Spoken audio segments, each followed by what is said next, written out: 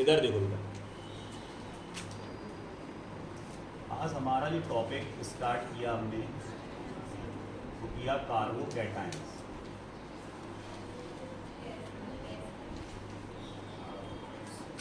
ठीक है, कार्बोकैटायन होता क्या है बेटा? तो कैटायन का मतलब होता है पॉजिटिव आयंस। कैटायन मतलब पॉजिटिव आयंस। तो कार्बन पर अगर पॉजिटिव चार्ज अवेलेबल है तो उसको हम बोलते हैं कार्बोकैटायन। अब इसको कार्बोनियम आयंस भी बोलते हैं। तो कभी कभी कोई पूछ लेता है, इसका सेकंड नेम आ जाता है कार्बोनियम आयन। वही कार्बोनियम, वही कार्बोकैटायंस, एक ही बात है। सर ये फॉर्म कैसे होता है? ये फॉर्म होता है कि मान लें कोई एक कंपाउंड है, इस कंपाउंड में आपके पास दो डिफरेंट इलेक्ट्रोनेगेटिविटी वाले एटम्स हैं। मतलब एक की इलेक्ट्रोनेगेटिविटी हाई है और एक की इलेक्ट्रोनेगेटिविटी लो है। मान लें कि इससे आपके इस कार्बन से चार चीज़ें जुड़ी हुई हैं, लेकिन उसमें एक एटम ऐसा जुड़ा हुआ है जिसकी इलेक्ट्रोनेगेटिविटी कार्बन से ज़्यादा है। तो जब ये कोवैलेंट बॉन्ड ब्रेक होगा तो ये दोनों इलेक्ट्रॉन इस एक्स एटम पर शिफ्ट हो जाएंगे। मतलब यहाँ पर होमोलाइटिक फिजन नहीं होगा, हेट्रोलाइटिक फिजन होगा। कौन सा होगा? हेट्रोलाइटिक फिजन में क्या होता है? कोवैलेंट बॉन्ड का पूरा पेयर इलेक्ट्रॉन का वो किसी एक पर शिफ्ट हो जाता है। तो जब ये यहाँ शिफ्ट होगा तो क्या बनेगा? तो आप कह दो कि सर सी पर पॉजिटिव चार्ज आ जाएगा और ये बन गया कार्बोकैटायन। और प्लस में एक्स किसके फॉर्म में निकल जाएगा बेटा? नेगेटिव के फॉर्म में। It is form कार्बो। तो अगर किसी ने पूछा कि कार्बोकैटायन किस फिजन से बनता है तो आपको पता होना चाहिए हेट्रोलाइटिक फिजन से। किस फिजन से बनता है बेटा? Heterolytic fission. तो आप यहाँ चाहो तो लिख सकते हो कौन सा फिजन हो रहा? हेट्रोलाइटिक फिजन हो रहा। क्या हो रहा है इसमें? Heterolytic fission. इससे क्या बना? कार्बोकैटायन। अब सब जानते हैं कि सर CH4 इसको बोलते हैं methane, C2H6 ethane, C3H8 propane. Methane, ethane, propane. लेकिन जब इसमें से बेटा एक H कम हो जाता है तो इस रेडिकल का नेम हो जाता है इल लग जाता है। इसमें क्या लग जाता है? Ill. It is a methyl. इसमें क्या एक कम हुआ H तो क्या हो जाएगा? ये मैथिल। इसमें एक कम हुआ H तो क्या हो जाएगा? ये प्रोपिल। और अगर इस पर पॉजिटिव चार्ज आया इस कार्बन पर तो ये इनकी हो गए पेरेंट्स रेडिकल हो गए। इनके क्या हो गए? Parents radical. मतलब इसका नाम क्या होगा? Methyl carbocations, ethyl carbocation, propyl कार्बो।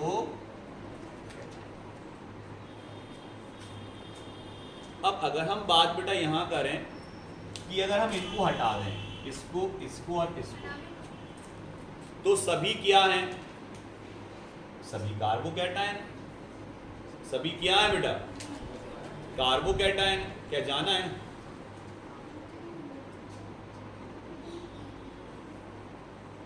जाना है क्या?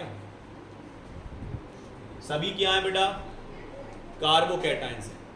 लेकिन पर्टिकुलर आप आइडेंटिफाई किससे कर रहे हैं कि कौन सा कार्बोकैटायन है? उसके रेडिकल के नेम से कि ये मैथिल कार्बोकैटायन है, ये एथिल कार्बोकैटायन है और ये प्रोपिल कार्बोकैटायन। लेकिन अगर हम ये हटा दें ऊपर से तो आप आइडेंटिफाई नहीं कर पाओगे कि कौन सा कार्बोकैटायन।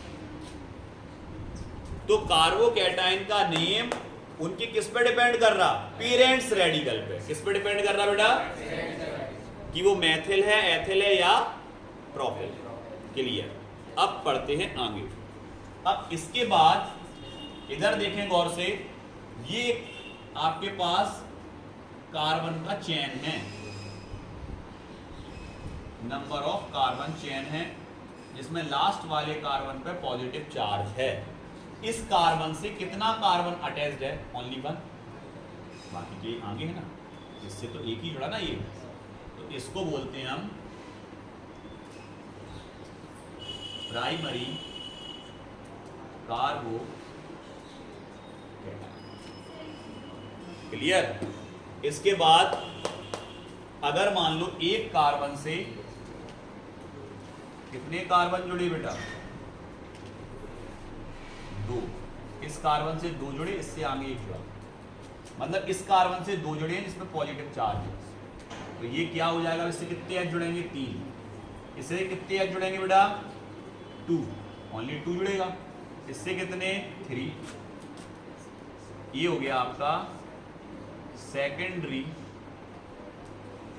कार्बो, क्योंकि एक कार्बन जिसमें पॉजिटिव चार्ज है उससे दो कार्बन जुड़े हैं, एक कार्बन जिसमें पॉजिटिव चार्ज है उससे एक कार्बन जुड़ा, तो प्राइमरी सेकेंडरी। टर्सरी में कितने जुड़ेंगे? 1 से 3, CH3 CH3 CH3 पॉजिटिव। इसको क्या बोलेंगे बेटा? टर्सरी कार्बो। क्लियर? इसमें सबसे ज्यादा स्टेबल कौन होगा? वो कार्बन सबसे ज्यादा स्टेबल होता है जिसपे इलेक्ट्रॉन की डेंसिटी लो है। इसका इलेक्ट्रॉन चला गया कहीं तो इसकी इलेक्ट्रॉन डेंसिटी क्या है? लो है, और इसके सपोर्टिव कार्बन ज्यादा है। सपोर्टिव कार्बन मतलब इसकी मदद करने वाले कार्बन ज्यादा हैं। तो जब किसी कार्बन की मदद करने वाले कार्बन ज्यादा होते हैं, सपोर्टिव कार्बन ज्यादा होते हैं और उस पर इलेक्ट्रॉन डेंसिटी लो है, तो इसकी स्टेबिलिटी ज्यादा। इससे कम स्टेबल कौन होगा? इससे कम स्टेबल कौन होगा? और अगर बेटा हम ऐसा लिख देते तो आप कहते सबसे कम स्टेबल ये होगा, क्योंकि इसका कोई भी सपोर्टिव कार्बन नहीं है। तो स्टेबिलिटी ऑर्डर क्या होता? स्टेबिलिटी ऑर्डर ये हो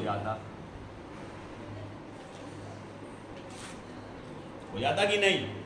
मोर स्टेबल ये, उससे लेस स्टेबल, उससे भी ज्यादा लेस स्टेबल, सबसे कम।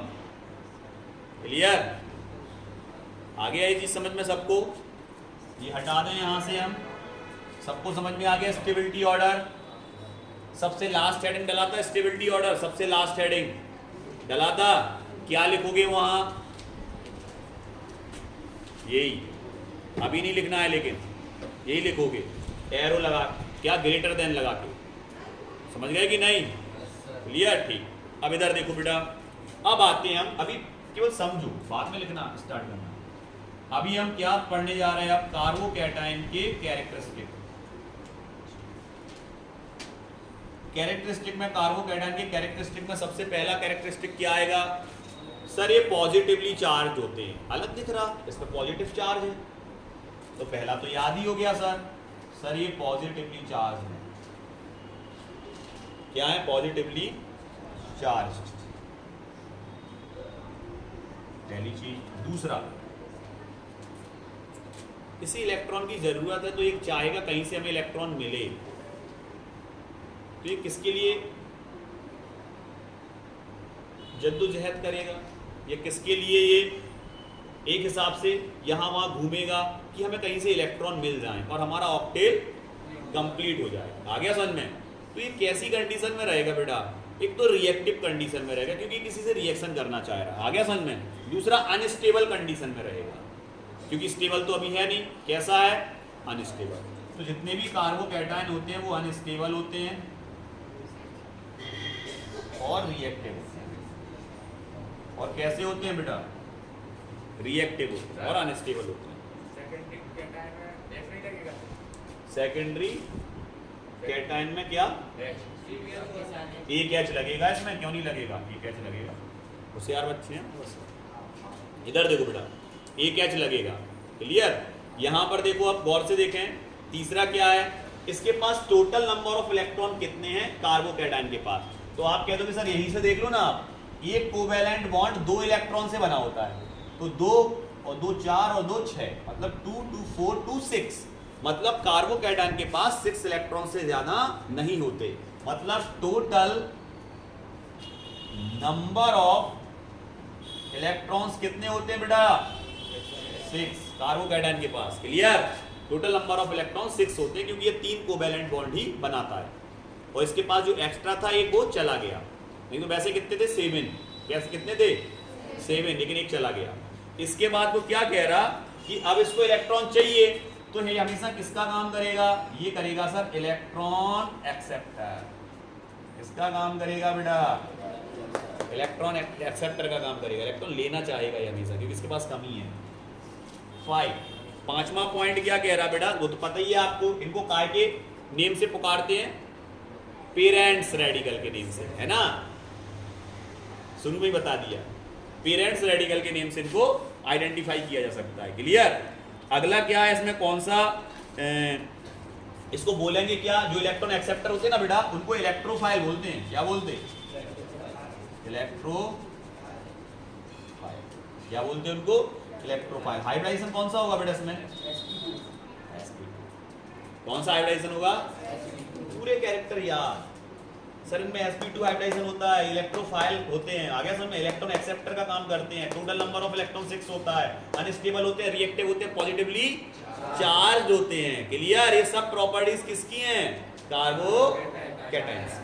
क्लियर? एनी डाउट किसी को? ठीक है, आगे बढ़ते हैं। इधर देखो बेटा, नेक्स्ट अगला क्या है? अगला है स्टेबिलिटी ऑर्डर, जो आपके पास लिखा हुआ है। बस क्या लगाना है? केवल साइन ग्रेटर में। कौन स्टेबल होगा? उल्टा लगा दिया, इस तरफ लगेगा। समझ गए?